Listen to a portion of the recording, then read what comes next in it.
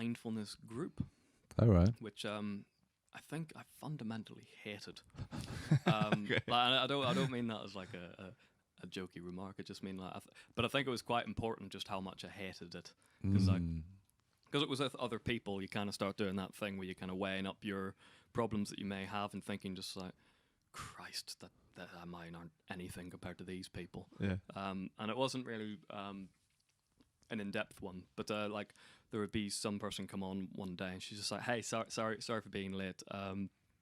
Like I had to get my kid to kindergarten. It was his first day of school, and he's got severe autism, so he had a bit of a fit. Yeah, and it sort of triggered my PTSD. But anyway, I'm here." And I was just like, "Oh no, I feel a bit sad today." Yeah, yeah. But it was very important to realize like the whole comparison thing that you may make to other people in every vein of life. And I think social media has been pretty piss poor for that. Where you're just like comparing yourself to things people may have done. Man, we could do it right now if we wanted. Yeah, I can make myself look like the most productive man in the world at the minute, but in reality, I'm eating a phenomenal brownie. Got cheese next to me, and I've got a beer, and I'm just pretty much talking to mates. I'm not on a business adventure, am I? No. But same with the counselling, where your issues are your own.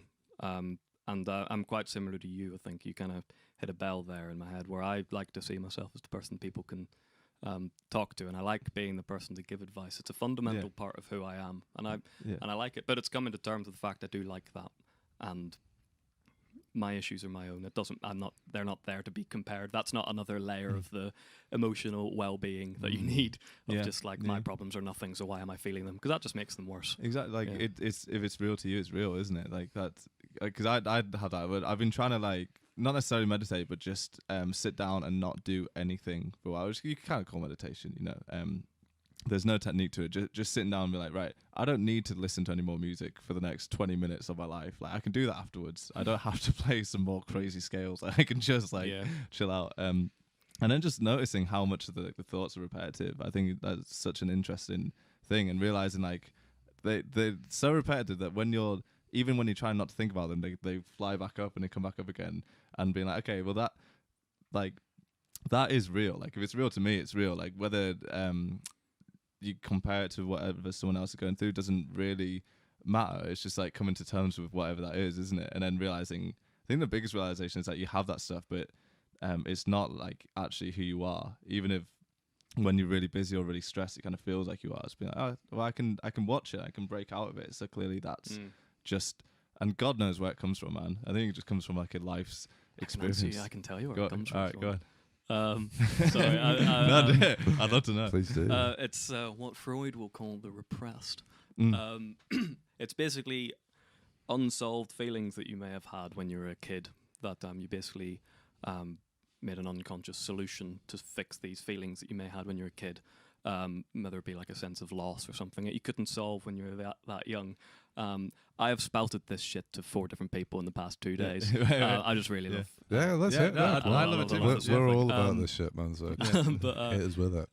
Let's see if I can get this right. It's like, you come up with unconscious solutions to these problems when you're a kid, and you kind of push them down, and that's what Freud would call the repressed. And then as you get older, these feelings will return. It could be in a different way, like a different thing could trigger them, but then you just suddenly feel these overwhelming feelings. You don't necessarily know where they came from. And that's what Freud referred to as the return of the repressed.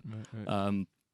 And basically, the older you get, the more these kind of almost childish feelings would come up. I'm more referring it to myself now, like it's a very big subject, but for me, it's like the return of these feelings that I would then look at and be like, why am I feeling that? That's so childish. Like, this is not a thing I need to feel. And then you just kind of keep trying to bat it aside.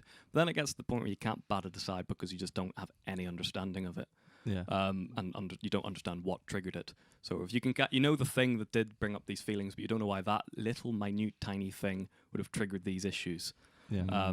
And that's the point when you would get therapy. And then the idea is supposed to be you talk to the therapist one-on-one and try and trace back to where that's not necessarily CBT, the initial thing. Yeah. Well, CBT, but my experience of CBT is they don't ever want to dig in to that's the two CBT therapists. They always said they're not therapists, but therapies. Therapies. Therapies. Yeah. they would just more use an active approach of how to deal with the feelings when they come up. But I think I want to know the circuitry. I want to dig in. I want to go back to the root. And the idea of therapy is supposed to, like, I think you dig up these where it initially came from, so that you can then talk about these issues as an adult now, with another adult, and then with this other very smart adult, you come up with a new solution that actually deals with it, not the non-solution that you had made unconscious. You deal with it with this new solution and make that unconscious. So that anytime these feelings may come or be triggered again, you don't necessarily have to deal with it because you've got an unconscious solution to it. Thank you for listening. Be sure to subscribe to the podcast to catch up on new episodes every week. Also, check us out on our Facebook and Instagram at RecRooms, where you can find out about our other exciting music series. We also have this and all our other episodes of the podcast up on our RecRooms YouTube channel for your viewing pleasure. See you next time.